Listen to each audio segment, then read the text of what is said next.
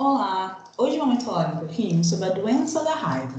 Somos as alunas Ariana Capristano, Larissa Seixo, Manuela Ruen e Sara dos Santos.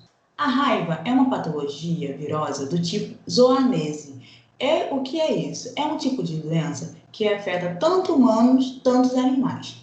Essa doença é constituída por o RNA viral do gênero Lisovírus e de ordem Mononegavalis e da família Rabidovirais. Essa doença afeta mamíferos do tipo morcego, cães e gatos. E também é transmitida pelo homem após ter o contato com um desses animais infectados do vírus, através da saliva.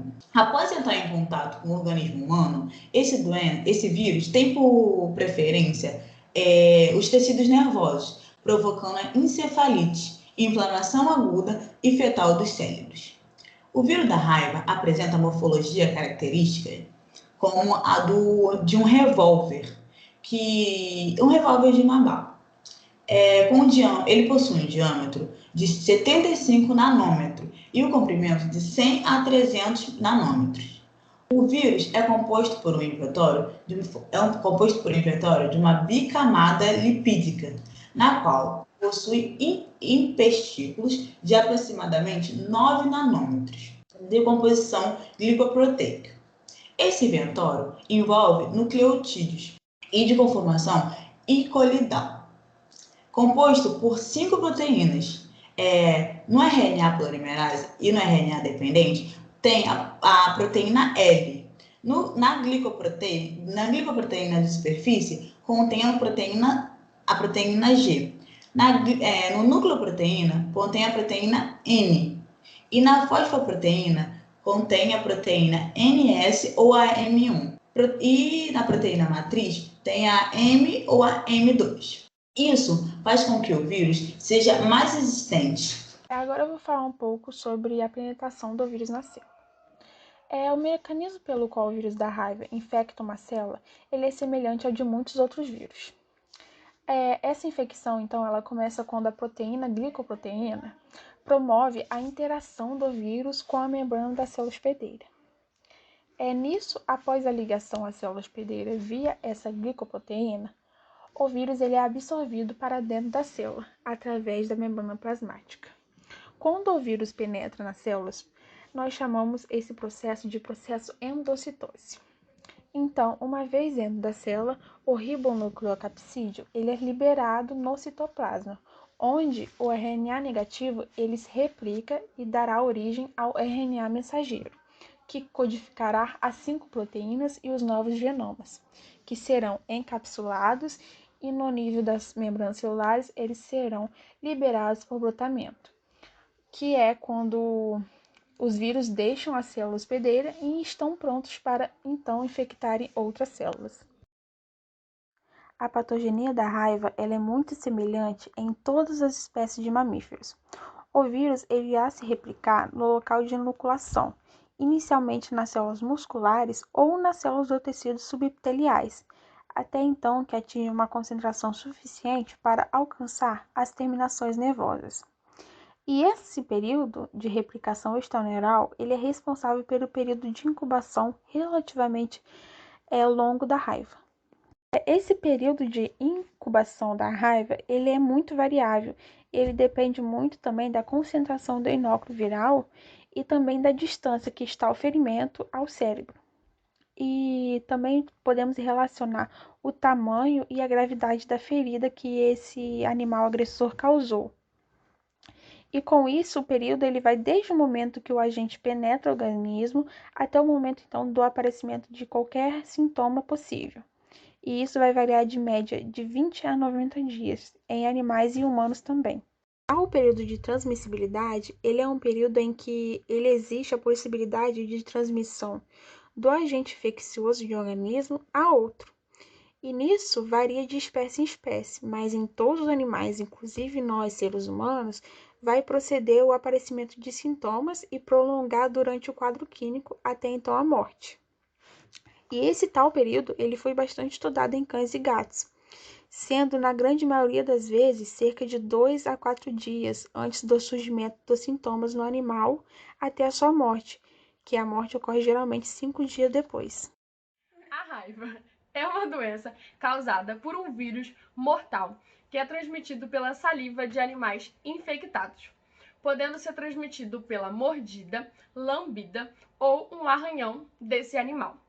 No Brasil, os cães e gatos são os principais afetados por essas doenças. O período de incubação está diretamente ligado à localização, extensão, profundidade ou tipo de contato que tenha com a saliva desse animal infectado. Também da proximidade da porta de entrada com o cérebro e troncos nervosos, a concentração de partículas virais inoculadas e cepa viral. Nos cães e gatos, a eliminação de vírus pela saliva só ocorre de 2 a 5 dias antes do aparecimento de sinais e sintomas clínicos e persiste por toda a duração e evolução dessa doença. A morte desse animal acontece em média 5 a 7 dias após a apresentação de algum sintoma. E não se sabe ao certo qual o período de transmissão de animais silvestres. Sintomas da raiva. Após a incubação do vírus, surgem os primeiros sinais e sintomas clínicos inespecíficos da raiva, que duram em média 2 a 10 dias. Nesse período, o paciente apresenta mal-estar, aumento de temperatura, anorexia, cefaleia, dor de garganta, náuseas, entorpecimento, irritabilidade, inquietude e sensação de angústia. O vírus da raiva, ele tem uma atração pelo sistema nervoso central, alojando-se frequentemente no cérebro, após uma longa viagem pelos nervos periféricos. Podem acontecer, então, linfoadenopatia, hiperestesia e parestesia no trajeto desses nervos periféricos, próximos ao local da mordedura. A encefalite, inflamação do encéfalo, é o resultado da instalação e multiplicação do vírus no sistema nervoso central. E os sintomas decorrentes desse acontecimento no cérebro são confusão mental, desorientação, agressividade, alucinações, dificuldade de deglutir, paralisia motora, espasmos musculares e até a salivação excessiva. Então, o diagnóstico da raiva ele é feito por imunofluorescência direta, que é uma técnica que visualiza os antígenos nos tecidos e suspensão de células, utilizando o corante fluorescente. Normalmente, essas células utilizadas são células da córnea, células da nuca, da região cervical e da mucosa lingual, da saliva. Quando uma pessoa contrai raiva, é iniciado o protocolo de tratamento da raiva humana. Consiste basicamente em deixar aquele paciente em coma induzido e utilizar antivirais e outros remédios e uma dieta hipercalórica e hiperproteica. No entanto, esse tratamento, ele muitas vezes não funciona, né? Porque a raiva ela é quase sempre fatal, chegando a muito próximo de 100% de fatalidade. E as pessoas que sobrevivem, elas vivem com sequelas. Então, elas têm problemas cerebrais, problemas de coluna, problemas motores, não conseguem andar, não conseguem mexer as mãos, fechar as mãos, por exemplo. A raiva ela possui 2 tipos de profilaxia, a profilaxia pré-exposição e a pós-exposição. A profilaxia pré-exposição é indicada às pessoas que têm risco de exposição permanente ao vírus, ou seja, pessoas como médicos veterinários, biólogos, pessoas que estão sempre no meio agrário, então agrônomos, por exemplo. Essa profilaxia pré-exposição, ela simplifica a terapia pós-exposição, porque ela desencadeia uma resposta imune secundária rápida.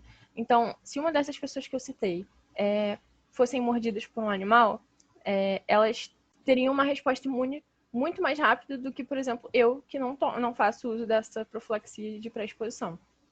Agora, por exemplo, a profilaxia pós-exposição. O que você tem que fazer depois que você se expõe ao vírus da raiva? Depois que você toma uma mordida de um cachorro, por exemplo. Você tem que realizar a limpeza daquela área o mais rápido possível. Então, você vai lavar bem com água e sabão, água corrente. E vai direto para um profissional de saúde. Então, ou para um posto de saúde, ou para um hospital. Então, ali, o órgão de saúde ele vai ser notificado que tem um cachorro que mordeu alguém. Esse cachorro ele tem que ficar em observação por pelo menos uns 10 dias. E se nesse tempo ele morrer, ou ele adoecer, ou ele sumir, aí tem que começar com as medidas de conduta do esquema profilático, que aí, no caso, é tomar as vacinas. Então, por exemplo, aqui a gente tem um esquema nacional de profilaxia da raiva humana, e ali basicamente tem as condições do animal que ele te mordeu. Então, basicamente, um animal que não apresenta nenhum indício de raiva, um animal que é suspeito de raiva e um animal que está com raiva.